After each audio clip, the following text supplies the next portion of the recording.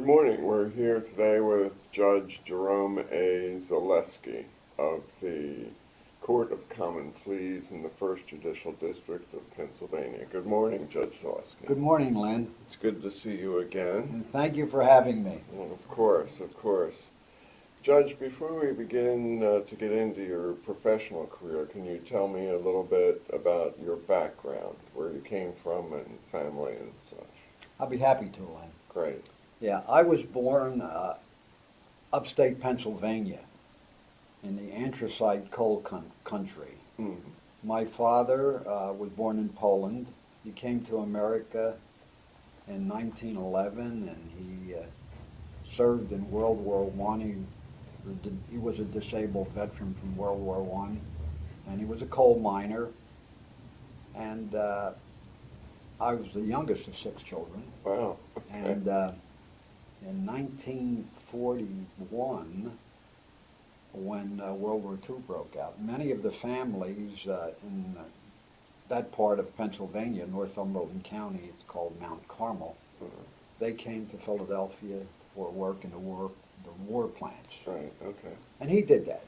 And so we settled, and I lived at 17th and Wood in the Cathedral Parish, and I went to the Cathedral Grammar School, and I graduated from there, and then I went to Benjamin Franklin High School at Broad and Green. Mm-hmm. It's a funny thing, my life has been very pedestrian, or plain. I went to high school at Broad and Green, I went to college at LaSalle, not far from Broad and Olney, and I went to law school at Broad and Columbia, so I never got off Broad Street. Right. But that was, for the most part, my growing up.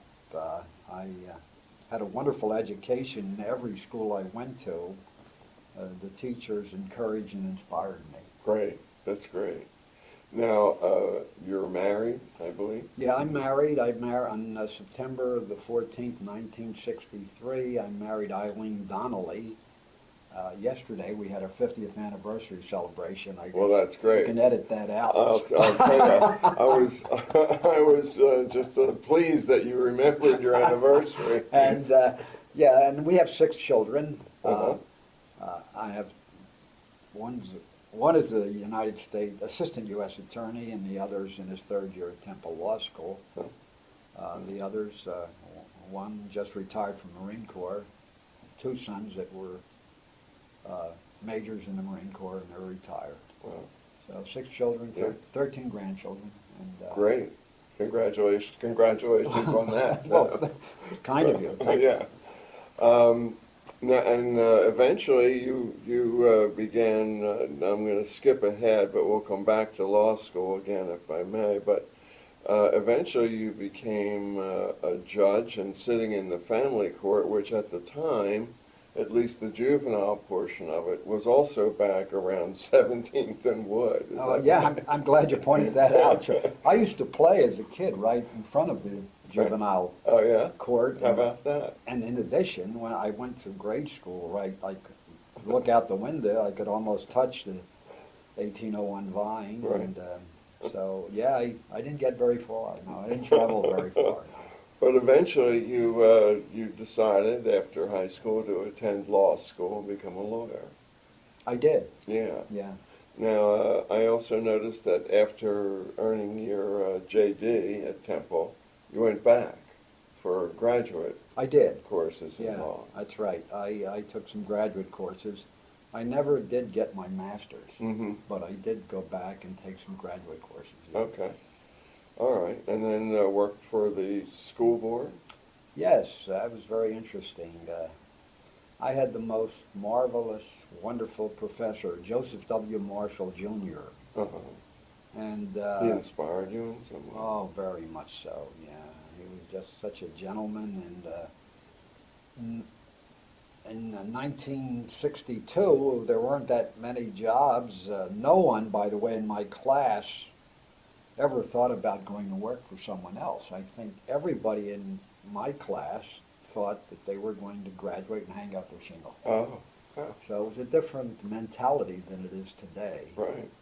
And the law professor, Joseph Marshall, when I was in my senior year, asked me if I had a job, and I said no. Actually, I was working for the government, but Mhm. I didn't intend to stay. I Mhm. was going to leave as soon as I got my well, in those days it was an LLB. Uh-huh. Subsequently, they morphed it into a JD. And I said no, so he was at the time counsel for the school board. I see. And he asked me if I would like to serve my clerkship. I'm sure you're well aware of a clerkship. Yes. In those days, you had to serve a 6-month preceptorship. Mhm. Even there was no requirement that you be paid. And many in my class were married persons with children. Yeah.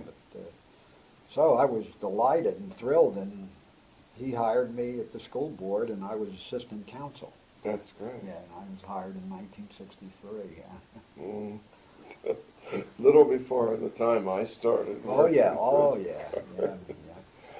But later on, you were also an assistant attorney general. Is Yeah, that just right? for a short Special? period, about a year. I was Mhm. I was with the workers' compensation department.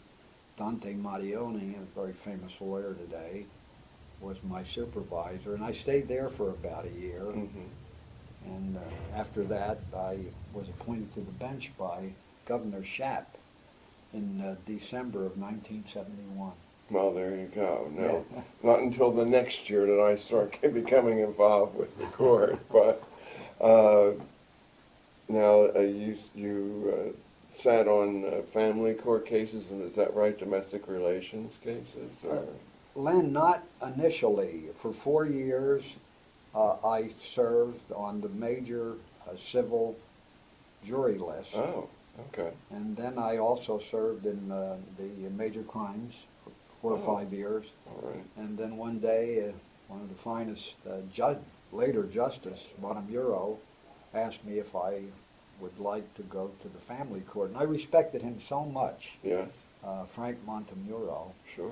I couldn't say no to him. Yeah, Very right. good. So I was very glad to go to the family division. Plus, he had that kind of personality. He had a very strong personality, and he was a great man, a great administrator, and a great judge. Yeah. Now, would you say your professor in law school and Justice Montemuro were your greatest inspiration? Was there somebody else in the law who may have inspired you? Yes, there was. Yes. That was Justice McDermott. Uh-huh. Right. Yeah, he was my very, very close friend, and I was on the elevator one day, and he was on the elevator, and he made a remark about Ireland, and I had just returned from Ireland, and I kind of volunteered my Right. reaction. Yeah. And he was so surprised to hear what I said, he asked me to visit his chambers. Uh-huh. And after that, we became very close friends. We would eat and have lunch at least once a month.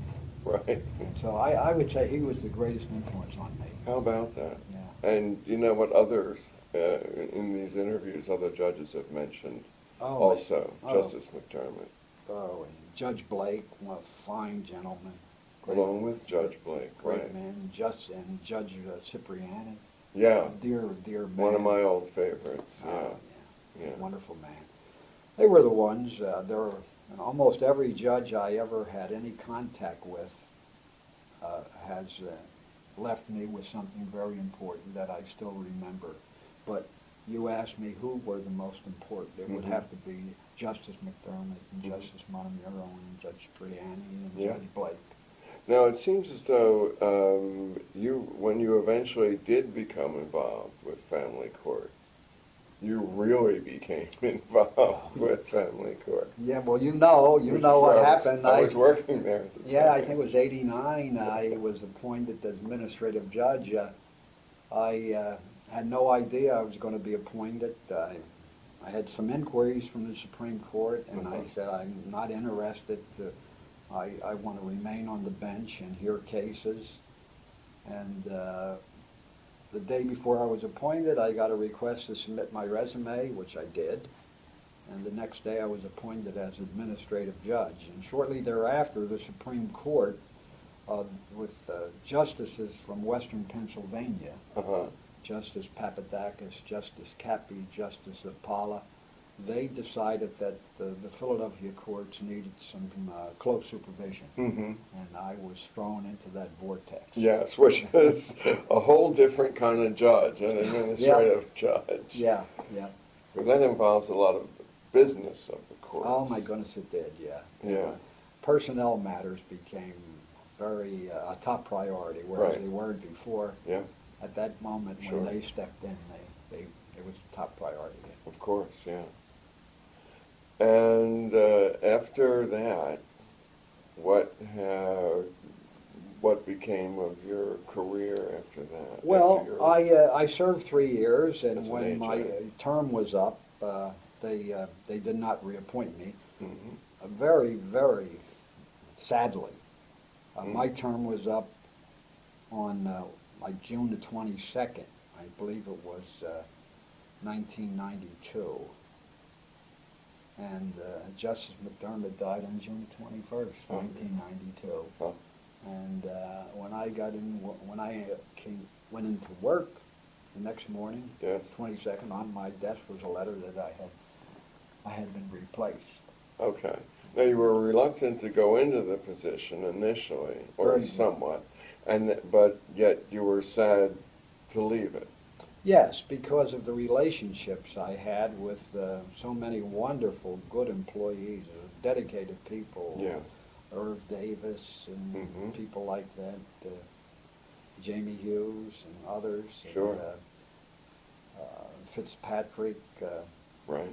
several others, yeah. I really admired you also as a judge, but also as effectively my boss Well, at thank the you. time. Thank Yeah, I was sad to leave family court at the time. But, so what has been going on with your life ever since then? Well, I retired on January 4th, 2004, when I hit 70. Yes. And since then, I have a small part-time law practice in Northeast Philadelphia, Mm-hmm. which keeps me busier than I thought I would be. And but I have no complaints. God has given me fairly good health, and so I'm glad to be doing what I'm doing, and I'm particularly glad to be here this morning. Well, thank you, and we're very happy to have you here today, Judge Zaleski. Now, is there anything else you'd like to add to our conversation here today? Do you think, I do have another question I just remembered.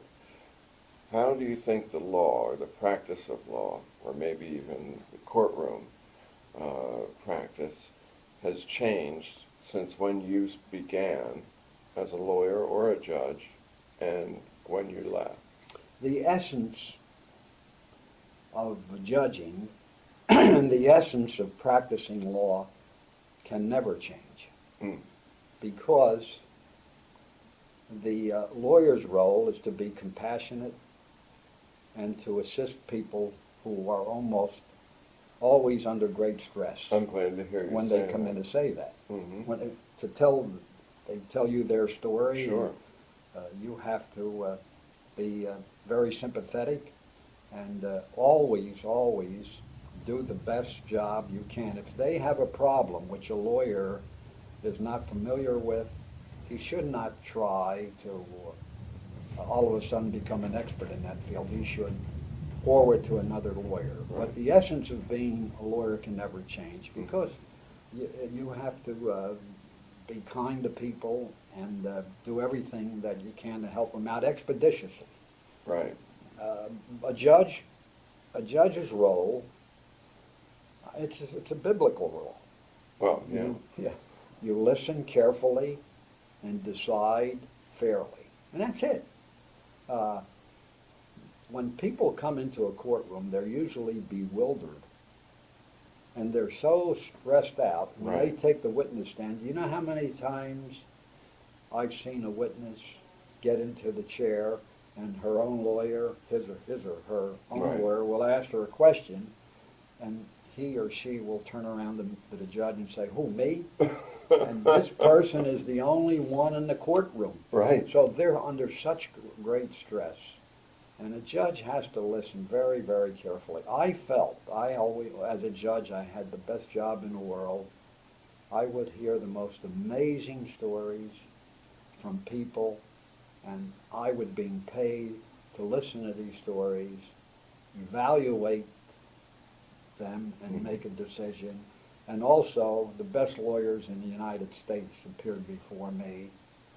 Lawyers like Charlie Peruto, Emmett Fitzpatrick, and others who were great actors in addition to being wonderful lawyers. Yeah.